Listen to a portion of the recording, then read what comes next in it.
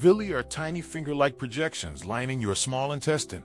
They're the superstars of nutrient absorption.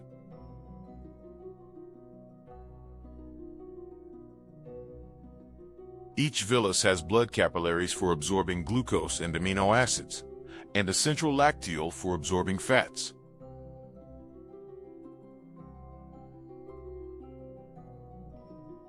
Glucose and amino acids pass into the blood. Fatty acids and glycerol enter the lacteal and join the lymphatic system.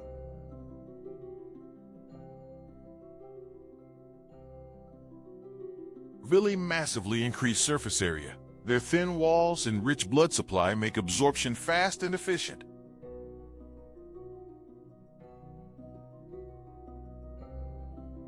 Remember, villi increase surface area. Capillaries absorb sugars and amino acids. Lacteals absorb fats, and thin walls speed up absorption.